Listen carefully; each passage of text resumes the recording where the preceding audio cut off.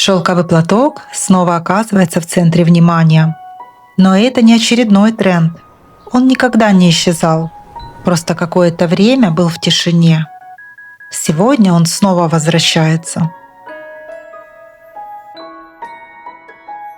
Эпохи сменяли друг друга, менялись представления о красоте и стиле, рождались новые звезды, но истинная элегантность оставалась вне времени. И шелковый платок был ее символом. Просматривая архивные кадры Грейс Келли, я все чаще ловила себя на одной мысли. Она почти никогда не играет перед камерой. Она улыбается, идет, разговаривает, живет своей жизнью, но иногда вдруг оборачивается, и на одно короткое мгновение ее взгляд встречается с объективом. И она как будто смотрит на нас. Шелковый платок никогда не выглядит на ней отдельным аксессуаром. Он становится такой же естественной частью ее образа. Но однажды его роль поменялась. После травмы руки Грейс Келли использует платок Hermès как перевязь. Этот кадр облетает весь мир и со временем становится одной из самых известных фотографий в истории Hermès.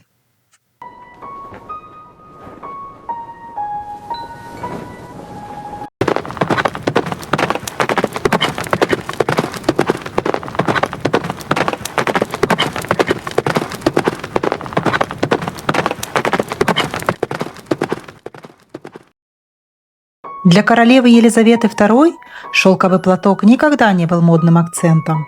Он был привычной частью ее жизни. Среди ее фотографий разных десятилетий я заметила одну любопытную деталь. У Елизаветы почти никогда не повторяются платки. Меняются цвета, меняются рисунки, но сам платок остается.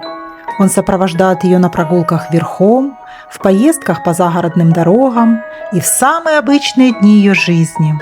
Она была верна не одному платку, она была верна самой привычке носить его. Шелковый платок стал неотъемлемой частью ее образа. Не потому, что этого требовала мода, а потому, что это была она.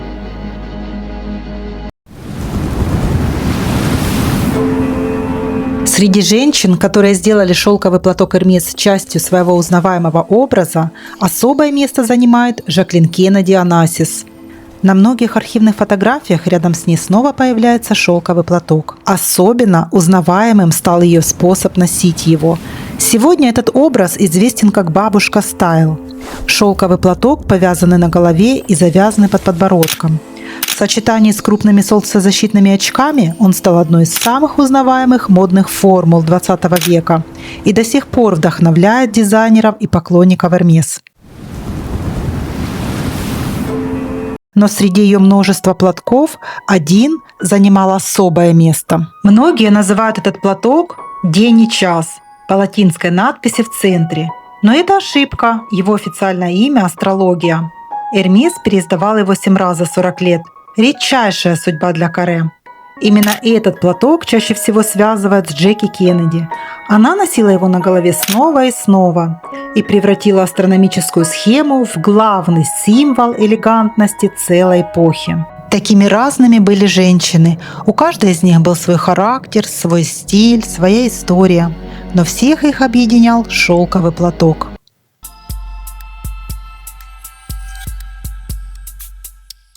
Каждый платок Hermès начинается с художника. Дом Hermès сотрудничает с художниками со всего мира. Некоторых приглашают для создания одной коллекции, а с некоторыми работают десятилетиями. Когда рисунок готов, его передают в художественную студию Hermès в Париже. Именно там его адаптируют специально для шелкового платка. От первого эскиза до появления в бутике обычно проходит около 2 лет. Некоторые рисунки становятся настоящей классикой и возвращаются спустя годы. Другие выходят всего один раз и больше никогда не повторяются. Именно поэтому каждая новая коллекция – это новые сюжеты, новые цвета и новые сочетания. Никогда не знаешь, какой платок однажды станет тем самым. Платки Hermès не только носят, их оформляют как произведение искусства, помещают в рамы или используют в интерьере как самостоятельный арт-объект. Есть один секрет элегантности, о котором редко говорят вслух. Он не в количестве вещей и не в их цене. Он в том, что стиль начинается с тишины. С белой футболки, простого платья, идеального жакета. С базы, которая ничего не обещает, именно поэтому способна на все. Стоит добавить один платок Hermès, и тишина превращается в высказывание. У меня их 6, и за каждым не просто узор, а настоящая история, которую рассказывает сам дом. Джонатан Бёртон заменил на циферблате цифры перчатками. Вокруг подлинные вещи из личной коллекции Эмиля Эрмеса. Время здесь измеряется не часами, а этикетом. Тем, что определяло каждый жест человека прошлого века. Если время – это этикет, то следующий платок расскажет, с чего этот этикет вообще начинался.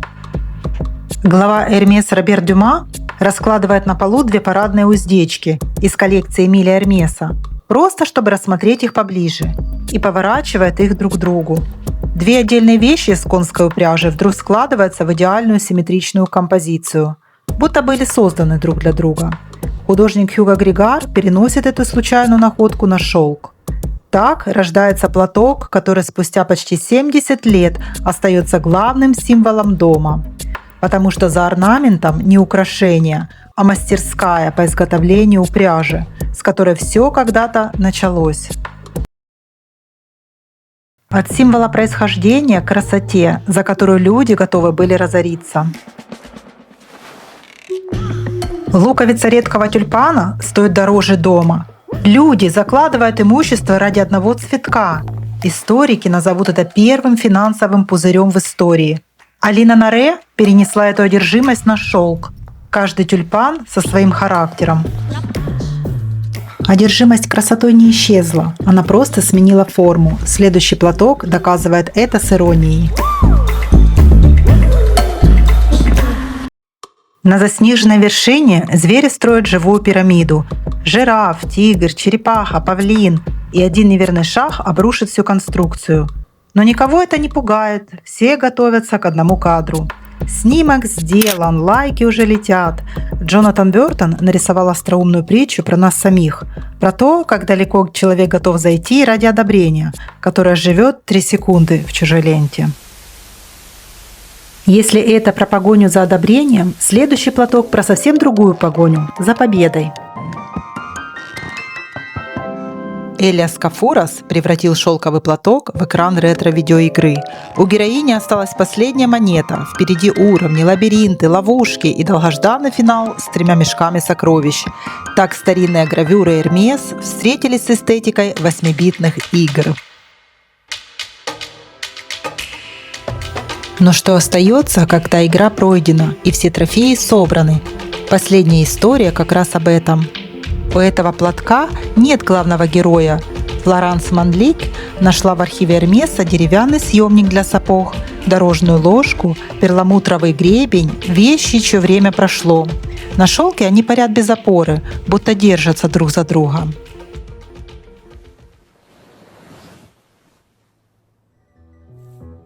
У платка Hermès есть младший брат, узкий, дерзкий, совсем не такой чинный. Твилли появился значительно позже, и придумали его вовсе не для сумки. Обвязывать его вокруг ручки – это уже самовольно придумали сами женщины, вопреки замыслу дома. Идея прижилась настолько, что сегодня это стало основным способом его носки. Твилли полюбили так сильно, что в 2017 году он вдохновил отдельный аромат дома. Но шелковый платок Hermès не стал частью прошлого. Сегодня его продолжают выбирать женщины по всему миру. Сару Джессику Паркер мы знаем как Керри Брэдшоу. Со временем граница между актрисой и ее героиней почти исчезла. Любовь к моде, смелым сочетаниям и выразительным аксессуарам стала частью обеих. Шелковые платки Hermès не раз появлялись в ее личных образах и в образах Керри Брэдшоу.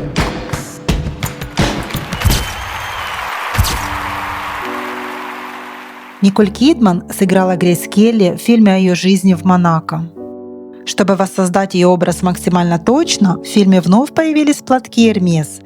Некоторые из них практически полностью повторяли архивные образы Грейс, и в несъемочной площадке Николь Кидман с удовольствием их носит.